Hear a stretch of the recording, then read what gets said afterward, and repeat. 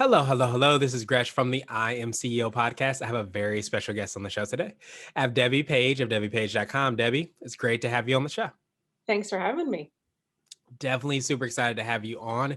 And before we jumped in, I wanted to read a little bit more about Debbie so you can hear about all the awesome things that she's doing. And Debbie is the leading authority on cash flow and profitability for women business owners. As a business coach, she guides her clients to creating scalable and sustainable businesses with strong revenue and healthy profits. And as an accidental entrepreneur over the past 25 years, she has acquired, scaled, and sold two businesses and helps her clients do the same. When not talking strategy and money with her clients, you can find her digging in her garden or sharing a glass of wine with her best pals. Debbie, great to have you on the show again. Are you ready to speak to the IMCO community? I am ready. Let's do this. Awesome. Let's do it then. So I feel like I should pour out a glass of wine while we have this conversation. And I feel like that would be perfect. But I wanted to hear, I guess, a little bit more on how you got started, what I like to call your CEO story. Yeah. So, possibly many of the people listening, it was an accident. I didn't wake up and set out on this path to become a business owner. I, grew up in the 80s and saw a working girl and aspired to, middle management and maybe a corner office one day inside corporate America. But got really lucky early on and had a opportunity to work in financial services with a couple who owned the company and really trained me up to think like an entrepreneur inside their organization. And that was really edgy in the early 90s. That wasn't something that you were seeing a lot of. And then that created the space for me to acquire a piece of business and to go out on my own and negotiate leases at the ripe old age of 32 and, trying to figure out who in the heck is going to do this for me. Um, some of the best advice I ever had, though, was you're great at what you do. You're a great technician in your industry, but you don't know the first thing about running a business and you need a coach.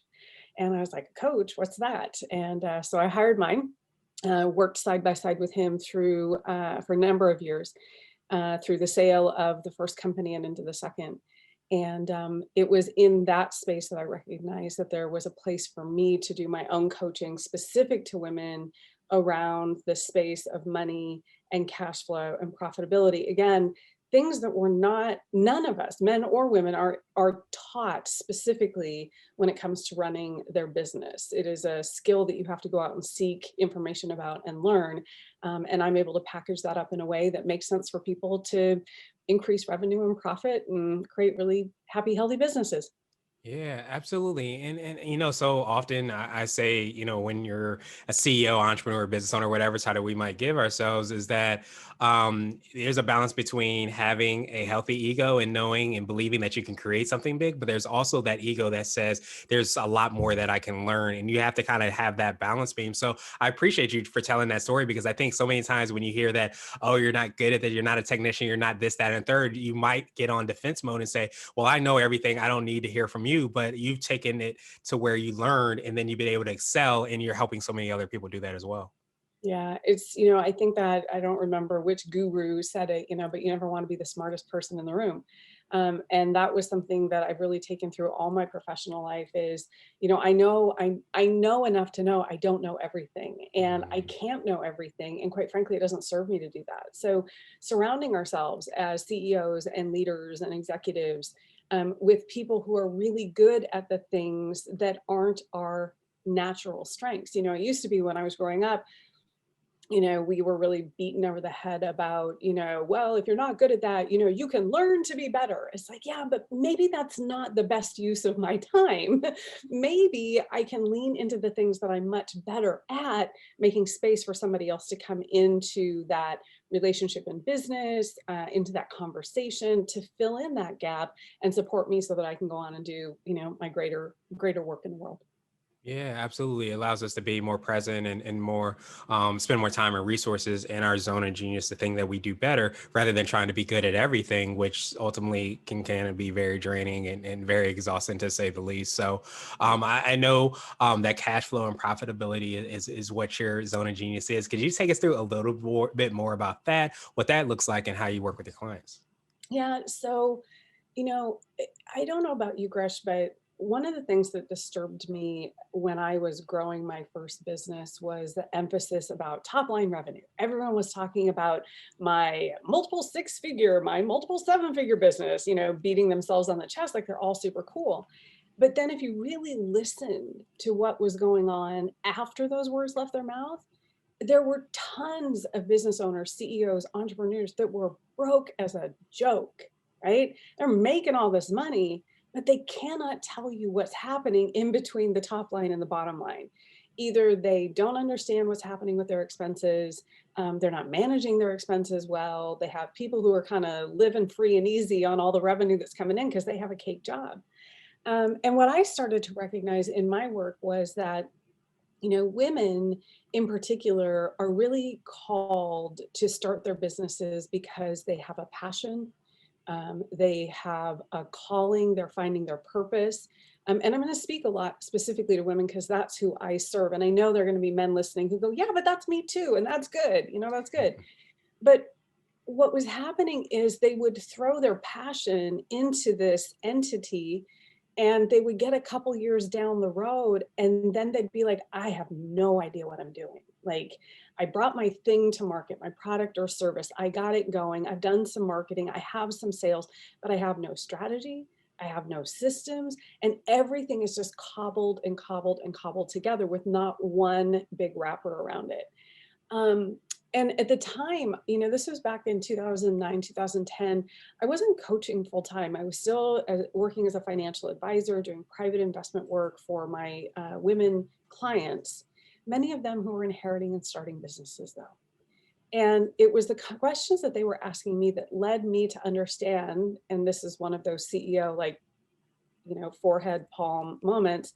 Oh, apparently I have a thing. Like, I didn't know I knew how to do the thing, but apparently I knew how to do the thing because I had surrounded myself with the people and I had listened to them and I hadn't arm wrestled about, no, I know how to do this. You don't, because my ego, the point that you made was like puffed up. And, my ego was super like, yeah, I don't know this. So why don't you come in and help me? And when I got to that point and I started to see these women really like getting to this place, and it was like, if you've ever been to the carnival or to a fair, and I don't know which ride it is, but it's the one where it kind of starts up a little bit and then it swings back down. Oh yeah. And then you kind of go up a little bit and you almost get to the top and then you swing back down again. Hmm. And there's a lot of that happens in business. And what typically happens for most business owners, that visual is when you get to the top, the free fall on the other side is completely out of control. There's no strategy, there's no system to it. And so by stepping back and working with my clients and meeting them where they are, figuring out, what's occurring organically in their business, what are the things that we can expand on quickly to get them some wins, and then how can we put together that bigger vision for them? People, again, we're not taught how to do goal setting. Everyone hears about it. Hey, how are you doing with your goal setting, your strategic plan? You're like, I don't know, pretty good, I guess, like, I have a thing. Or if they do it, it's something they do once a year and then they tuck it back in a drawer and can't tell you today what their big goals were, or even the micro goals were when they set them in November, December. And so really bringing my clients through this process to look at very intentionally, very mindfully about what are the specific steps that need to be taken every day, the little micro movements in business, not the big swings, but the little teeny tiny things where all the difference is made. And when we can dial that in for a business owner, and it essentially becomes this, wash, rinse, and repeat process, everything opens up. Absolutely everything opens up because you don't need to be, as a CEO, as a business owner, as an entrepreneur, spending all your time trying to think about what do I need to do next? I want you to have all the next laid out and to be stepping back and looking as a CEO down into those necks and thinking, what are the little tiny adjustments that I can make with the levers and dials in order to get bigger results? That's where I think the greatest success can happen for small business owners. Yeah, I definitely appreciate you for sharing that. Of course, for doing that, with your clients. And I think so many times, as you said so well, that entrepreneurs, especially the women entrepreneurs, really passionate about what it is that you're doing, what you're creating, and hoping to make that impact. But as you said, sometimes we can get to that point where you don't know, kind of like having control of everything, or having awareness even might be a better word, of what's going on. And I think not only does that hurt, the business from potentially being able to be profitable and to be able to grow, but it also kind of handicaps, I guess, for lack of a better term, the vision and the goal and the mission that that entrepreneur has. So I love that you talk about kind of like a holistic look at all of those things and figuring out, sometimes it's not creating an entirely new business. Sometimes it's not coming out with a new offering. Sometimes it's little small tweaks that you may not see because we're so close to it. We're working on it on a regular, everyday basis that can make a huge change to our business and start to see that that mission and vision be fulfilled. Yeah, I think that one of my mentors said to me, the reason we need outside perspective in our business is because we're too close and we can't see it. So at me as a business owner, I have a coach. I have to have somebody who can help me look at my habits, patterns, behaviors in a way that I can really, quite frankly, liar, liar, pants on fire myself all day long. I can be Mhm. like, nah, I got this, oh, I was so busy, I couldn't get to that. And one of my coaches on me going, no, we're not going to do that anymore. There's this level of accountability that I think, especially CEOs, when you can flip that switch in your mindset is so important. But this mentor said to me, and if you're listening to this podcast, you're not watching the video part of it, but if you take your finger right now and you touch the space between your nose and the top of your lip, that is something that you can't see unless if you are looking in a mirror. And it's the same kind of thing as a coach will do for you. They can see the things that you can't see, right? And that's what we really need in our business. We need to surround ourselves and then be open to those conversations. I say to my clients all the time, guys, look, no one will care about your business more than you. As CEO, it is your thing. I get to come in and take a look at things through a different set of lens. I'm not emotionally attached to this baby that you've built. I can be really objective and I can tell you, like, you can have a passion project all you want, and I will never tell you not to do that. What I will tell you is if you continue on the path that you're on, what the ultimate outcome will be as I see it if you continue the way you're going. If you want a different outcome, then we can start now making different decisions in order to get you there. And that's the piece that I think as a coach adds such value to business owners and CEOs, is being able to help them look at those things. And there's no judgment. Like, look, I have made plenty of mistakes as a business owner. And I think that's the other thing as CEOs, if we can put the ego down and really approach a coaching relationship, even a relationship with our executive team, with this humble attitude, this humility to say, look, all ideas are welcome. I used to say to my team when I ran my brokerage, I want you to bring all the ideas. I may be able to implement some of them. I may be able to implement none of them. I may be able to implement all of them. But here's what I will tell you. When you bring an idea to me, I'm going to tell you what I think of it and what I'm going to do with it. And those kinds of things, there's a lot that we can't see, right? Again, the finger, the nose, the lip thing. But when other people on the outside can point that out to us and you're open to it, major shifts can happen in your business.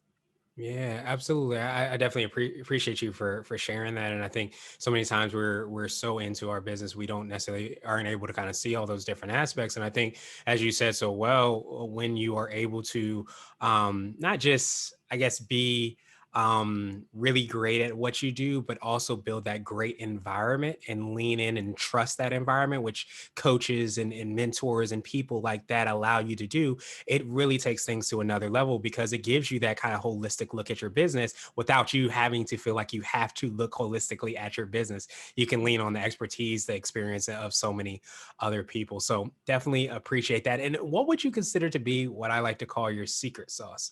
This could be for the business or yourself or a combination of both, but what do you feel kind of sets you apart and makes you unique? Yeah, I would put at the top of that list, and I'm anticipating my clients listening to this would say the same thing. It's accountability and the ability to be incredibly direct. Life is too short to mince words, and you can have direct, effective communication with a lot of love and compassion.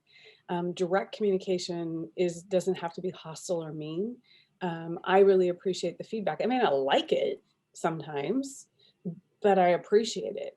I would much rather surround myself with people who are willing to stand up and say, hey, Deb, I want to share something with you, and be uncomfortable in that moment, but grow as a leader and a CEO. than to have a whole lot of people around me going, yay, you, that's awesome. But nobody having the courage to say, when you do that thing, it's really annoying. Or, when you do that thing, it's not helpful or supportive or effective or whatever it is. I would much rather have this group of people who really can be, the trusted truth teller. And that's what I want to be to my clients, is this trusted truth teller so that they can make the best decisions about their business that they possibly can. So I would say accountability. One of my clients said to me, you're like having a velvet brick on my desk. And I was like, I think that's a compliment. Yeah. So, but it really is about the accountability and the direct communication, because people are making a significant investment to have me in their life as a truth teller, to guide them, on their journey. Yeah, that's extremely powerful. I love that, the truth teller piece, and I always say, like, I'm a big believer in the love and compassion. To me, also comes from being direct and accountable, because I love you so much that I'm going to tell you exactly what you need to hear so that you can reach your goal. And I think that's something that sometimes we think are on opposite sides of the coin, but a lot of times I see that on the same side. And I always say, like, if you surround yourself with the people that quote unquote are able to tell you that there's food in your teeth, not the people that say, "Oh, you're doing fine, you look fine." You want to know exactly what it is and how it is in the most direct possible, the way possible, so that you can reach and hit all your goals and make that impact we ultimately hope to have. Yeah, 100%. We have to, and I think there's a place, a maturity and wisdom, and it's not designated by age, but there's a maturity and wisdom that comes on this CEO experience where we get to that place. We recognize, because the healthiest teams and cultures and organizations are filled with people who are willing to do that, or willing to have those conversations, and are willing to have the uncomfortable conversation, because it's not easy to give that Mhm. feedback. As hard as it is to receive it, for everyone who's listening, think of the times when you have lovingly wanted to give feedback to someone else. That's a very vulnerable thing for you to do. And it takes great courage to do that. And it builds incredible respect in your community when you do. Yeah, absolutely. And I think it's something that's definitely, essential and necessary, Mhm. as you said as well. So I wanted to switch gears a little bit, and I wanted to ask you for what I call a CEO hack. So this could be like an app, a book, or a habit that you have, but what's something that makes you more effective and efficient? Yeah. So anyone who's known me for more than a minute knows that I am a devotee to Jack Canfield and his brilliant book, The Success Principles. That book changed my life when it first came out. I go through and read it once a year, my very dog-eared copy that's flagged and marked. And when I get stuck, I turn to it often throughout the year, almost like a daily devotional, right? So if something is just kind Mhm. of sticking, I don't look for that page in the book or that chapter. I just open it up and I start reading, and somehow, magically, believing in whatever cosmic force we want to, it seems that in those words, there are actions and wisdom that I can apply that bring me either out of a funk or to a more clearer thought. So I would say Jack Canfield's The Success Principles. All my clients get it. All my clients read it. I do a free accountability session towards the end of the year, gearing people up for doing goal setting around that book every single year. So that's mine. Yeah, I definitely appreciate that. I've heard that book, mentioned a couple of times. I have not, delved down deep into it, but I definitely, this is probably a sign that I need to do that as well. Yeah. And I love to, like, kind of even the hack within the hack. I think so many times we see and we hear books and they make an impact, but I love the fact that you have it dog eared. You go back to it, you check it on a regular basis, because I think so many times the books, a lot of times they make the impact because we regularly look into it and delve deep into it, and we use it on a practical level, not just to be there so we can get through them, but be there as a kind of an actionable guide.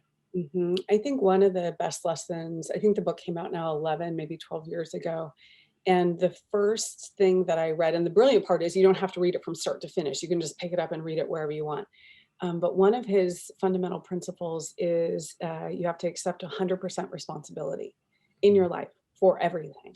And that means in business and in personal. And really at a time when I read this, when it first came out, that really struck home with me, because it's so easy in life and in business to point the finger at someone else. And my pop used to always say, every time you point one finger at someone else, there are three pointing back at you, darling. So, I remembered that. And when I read that in Canfield's book, it always is a check for me if I don't hit a deadline. That's not anybody, look, the dog got sick, mom had a doctor's appointment, the kid had to get to tennis, like whatever it was. But at the end of the day, I knew about many of those things, and I didn't manage my time, right? So I'm the one who has to accept responsibility. And as CEOs, that's something fundamentally that it starts and ends with us. Yeah, absolutely. And I think it brings about kind of an empowering feeling because you start to figure out like what can I have done better or how can I have changed this or that, and when the next opportunity comes or the next thing that happens, so that you're setting yourself up for success rather than saying, "Oh, I hope the wind blows this way," and then everything will go in alignment. So I definitely appreciate that. And so I wanted to ask you now for what I call a CEO nugget. So this Mhm. could be a word of wisdom or piece of advice. It might be something you would tell a client, or if you were to hop into a time machine, you might tell your younger business self. Yeah. So this is wisdom from Pop. Best advice he ever gave to me was go for it.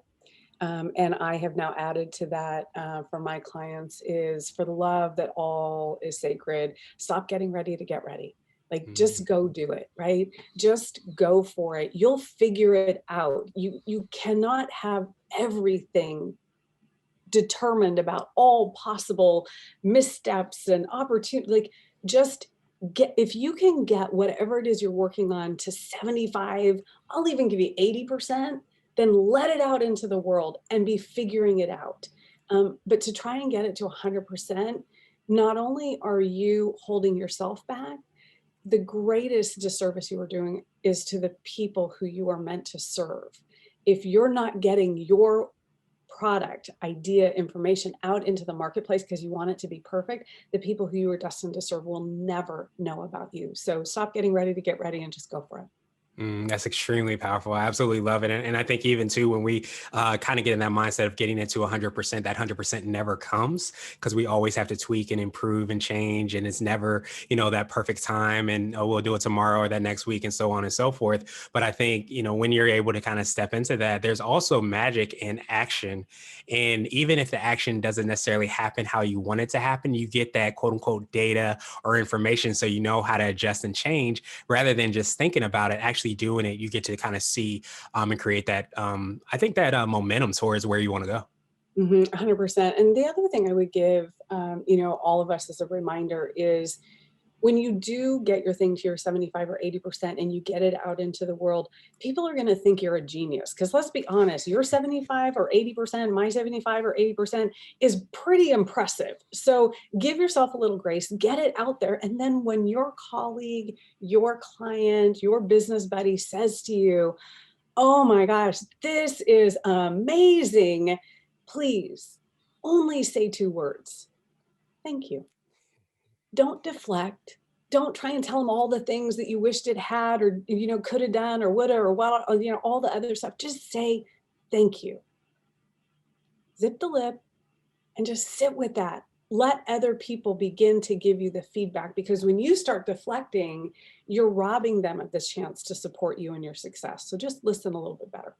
Yeah, absolutely. And that's another, great point. And I love how it kind of, harkens back to the finger in the nose, where so many times we don't realize like all of what we're trying to do with our business and organization. And we don't realize how great it is. If it is at 80%, we sometimes don't see that because we can be harder on ourselves. So sometimes it takes somebody else to kind of let us know and see that perspective that this is really, really great. And you should go ahead and launch this now because the world needs it. And I think that's a great reminder. So I appreciate those nuggets. You're welcome. Thank you. Definitely, definitely, definitely. And now I wanted to ask you my absolute favorite question, which is the definition of what it means to be a CEO. And we're hoping to have different quote unquote CEOs on the show. So, Debbie, what does being a CEO mean to you? Being a CEO to me means being able to create a vision for my world, define that as I will, and being able to take really thoughtful steps to execute on that, getting me closer and closer every single day, making the biggest impact that I can in the time that I have on our beautiful planet.